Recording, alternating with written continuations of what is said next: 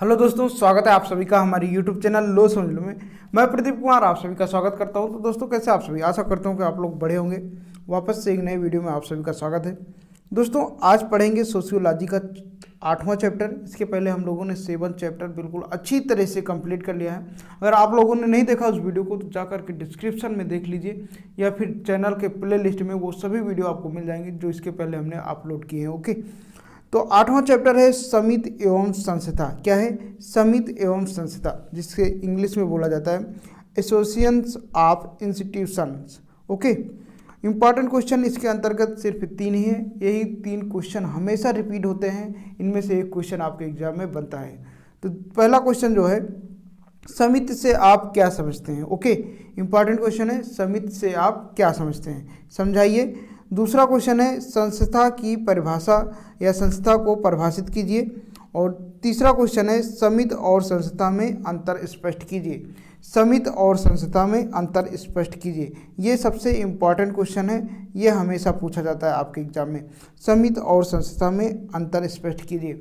दोस्तों, इन सभी क्वेश्चनों को बिल्कुल डिटेल से बहुत अच्छी तरीके से हम लोग समझने का प्रयास करेंगे। तो इसके पहले आपने वीडियो को लाइक नहीं किया है तो लाइक कर दीजिए। चैनल को अभी सब्सक्राइब नहीं किए तो सब्सक्राइब कर लीजिए, ताकि हम जो भी वीडियो अपलोड करें उसका नोटिफिकेशन आपको मिले और अपनी तैयारी को एक नई डायरेक्शन दे पाएँ। आशा करता हूँ कि आप लोगों ने चैनल को फटाफट सब्सक्राइब कर लिया होगा। तो चलिए देरी न करते हुए आते हैं टॉपिक पर। पहले हेडिंग है समिति का अर्थ। समिति का अर्थ, मीनिंग ऑफ एसोसिएशंस। ओके, समिति का अर्थ। आधुनिक जटिल समाज में समितियों की संख्या में उत्तरोत्तर वृद्धि हो रही है या लगातार वृद्धि हो रही है। वर्तमान समय में समितियों की संख्या में लगातार वृद्धि हो रही है। इसका मूल कारण हमारे हितों व आवश्यकताओं का निरंतर बढ़ते जाना है। ओके, मैकाइवर और पेज ने आवश्यकताओं की पूर्ति व संतुष्टि के लिए 3 विकल्प बताए हैं। पहला, बिना किसी सहायता के स्वयं आवश्यकताओं की पूर्ति करना। यह तरीका नितांत व्यक्तिगत व असामाजिक है। बिना किसी सहायता के स्वयं आवश्यकताओं की पूर्ति करना, यह तरीका नितांत व्यक्तिगत व असामाजिक है। यही नहीं, असंभव भी है। ओके, अगला पॉइंट है, संघर्ष और छीन झपट कर आवश्यकताओं की पूर्ति करना। यह ढंग अन्यायपूर्ण व समाज विरोधी है। अगर आप छीन झपट करके अपनी आवश्यकताओं की पूर्ति करते हैं तो ये एक अन्यायपूर्ण है और क्या है, समाज विरोधी भी है। इससे समाज का अस्तित्व खतरे में भी पड़ जाएगा। नेक्स्ट है तीसरा, सहयोग और सहकारिता। सहयोग और सहकारिता के द्वारा आवश्यकताओं की पूर्ति करना। समिति का अर्थ क्या है? सहयोग और सहकारिता के द्वारा आवश्यकताओं की पूर्ति करना। ये क्या है? समिति। ओके दोस्तों, समिति और संस्था में बहुत डिफरेंट है, ये आपको ध्यान में रखना है। समिति का मतलब ये होता है कि जैसे जो चीज़ें बन जाती हैं, जैसा कि मान लीजिए परिवार, कॉलेज, इनको हम समिति कह सकते हैं। लेकिन जो चीज़ संस्थाएं होती हैं, जैसे कि हमने एक विवाह संस्था चलवाया या फिर एक हमने कोचिंग संस्था चलाया, तो इन्हें क्या बोला जाता है? संस्थाएं। लेकिन जो समिति होती हैं, जैसे परिवार, कॉलेज, व्यापार वगैरह, ये सब एक समिति के अंतर्गत आते हैं। ओके, आइए हम लोग समझते हैं समिति की परिभाषाएं। समिति की परिभाषाएं यानी definition of associations. Okay, MacIver एवं पेज के अनुसार समिति वह समूह है जो एक या कुछ समान हितों की पूर्ति के लिए संगठित होता है। मैकाइवर एवं पेज के अनुसार समिति वह समूह है जो एक या कुछ समान हितों की पूर्ति के लिए संगठित होता है। बोगार्डस ने समिति को परिभाषित करते हुए लिखा है, सामान्य रूप से कुछ उद्देश्यों की प्राप्ति के लिए व्यक्तियों का मिलकर काम करना ही समिति है। ध्यान दीजिएगा, बोगार्डस कहते हैं कि समिति को परिभाषित इन्होंने किया है कि सामान्य रूप से कुछ उद्देश्यों की प्राप्ति के लिए, हर एक व्यक्ति का कोई ना कोई एक उद्देश्य होता है जिसकी प्राप्ति के लिए व्यक्तियों को जो मिल करके काम करना होता है, उसी को हम लोग क्या कहते हैं? समिति कहते हैं। ओके, जैसे वर्तमान समय में समिति हम लोग किसे कहते हैं? जो लोग लोन देते हैं, या जो लोग आपने देखा होगा समूह एक चलता है ना गांव में, तो उसको भी हम एक समिति कह सकते हैं। अगला है, आल्सन के अनुसार समिति एक सामाजिक संगठन है। आल्सन के अनुसार समिति एक सामाजिक संगठन है जो कि सीमित व विशिष्ट हितों की प्राप्ति के लिए बहुत कुछ जानबूझकर निर्मित होती है। ओके, अगला टॉपिक आता है संस्था का अर्थ एवं परिभाषा। ओके, संस्था का अर्थ एवं परिभाषा, ध्यान दीजिएगा, इम्पॉर्टेंट टॉपिक है। देखिए, व्यक्ति की आवश्यकताएं अनंत होती हैं, इनफाइनाइट। ऐसा नहीं कि सिर्फ हमारी, किसी की भी होगी, अनंत होंगी। उनकी आवश्यकताएं क्या होंगी? अनंत होंगी। और जिनमें से कुछ समाज के लिए आवश्यक होती हैं और कुछ तो आवश्यकताएं फर्जी ही होती हैं, जिनको हम सिर्फ मन में सोचे रहते हैं। ओके, लेकिन कुछ जो है बिल्कुल मूलभूत आवश्यकताएं होती हैं जो कंपलसरी होती हैं हमारे जीवन में। समाज इन आवश्यकताओं की पूर्ति के लिए कुछ ऐसे निश्चित साधन या कार्य प्रणालियों विकसित करता है जो सभी को मान्य हो। ओके, तो जैसा कि समाज में रहने वाले व्यक्ति की आवश्यकताएं भिन्न भिन्न भी हो सकती हैं, तो समाज क्या करता है कि इन समाज में रहने वाले लोगों की आवश्यकताओं की पूर्ति के लिए ऐसे एक निश्चित साधन या कार्य प्रणाली तैयार करता है जो सभी के लिए मान्य हो। ओके, समाज के सदस्य अपनी आवश्यकताओं की पूर्ति के लिए इन्हीं संसाधनों, कार्य विधियों को अपनाते हैं। यही साधन कार्य प्रणालियों को संस्था कहा जाता है।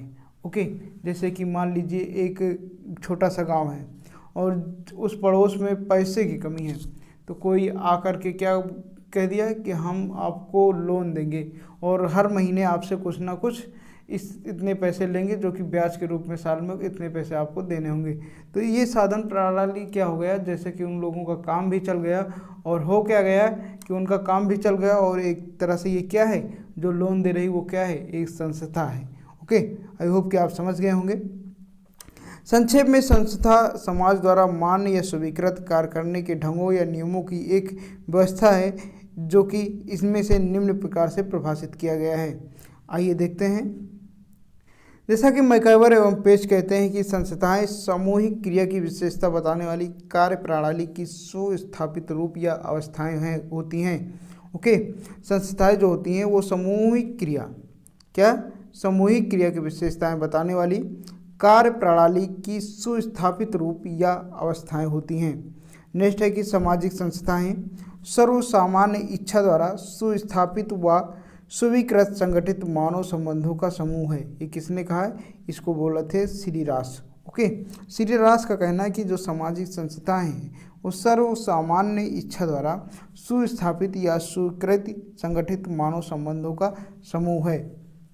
श्री बोगार्डस कहते हैं कि एक सामाजिक संस्था समाज की एक ऐसी संरचना है जिसे मुख्यतः सुव्यवस्थित प्रणालियों के माध्यम से लोगों की आवश्यकताओं की पूर्ति के लिए संगठित किया गया हो। तो ये किसने कहा? श्री बोगार्डस। ओके, नेक्स्ट आता है कि सामाजिक संस्था कुछ सांस्कृतिक विशेषताओं को प्रकट करने वाले वे नियम हैं जिनमें काफ़ी स्थायित्व होता है। ओके, जिनका कार्य सामाजिक आवश्यकताओं की पूर्ति करना होता है।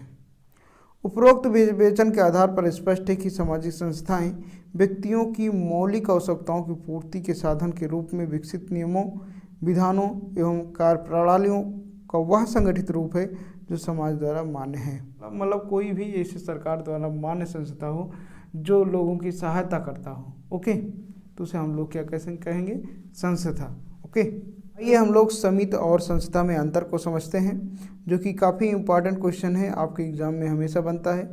सिर्फ 4 टॉपिक हैं इसके अंतर्गत, उन्हीं टॉपिक को हम लोग पढ़ेंगे। ठीक है, इधर क्रम दिया हुआ है 1 2 3 4, इधर समिति और इधर संस्था। ठीक है, तो पहला है कि समिति की प्रकृति जो है अस्थायी होती है, जबकि संस्था की अपेक्षाकृत स्थायी होती है। ओके, दूसरा पॉइंट आता है कि समिति का एक नाम होता है जिससे वो जानी जाती है, जबकि संस्था एक प्रतीक के माध्यम से, जैसे मंदिर के ऊपर कलश, ओके, ऐसे जानी जाती है। लेकिन जबकि समिति का एक नाम होता है, जैसे मान लीजिए समिति, जैसे हम पहले के जो बीमा करने वाले बैंक थे, पल्स हो गया, सहारा हो गया, या कोई भी LIC हो गया, इनको एक हम लोग समिति कह सकते हैं। ओके, पर इन्हें हम कोई संस्था नहीं कह सकते। संस्था तो ये हो गया कि जैसे धार्मिक संस्था हो गया, संस्था भी एक तरह से जैसे धार्मिक संस्था से जुड़ी बहुत सारी चीज़ें आपने पढ़ा होगा। ओके, नेक्स्ट आता है समिति का निर्माण विशेष हितों या उद्देश्यों की पूर्ति के लिए किया जाता है।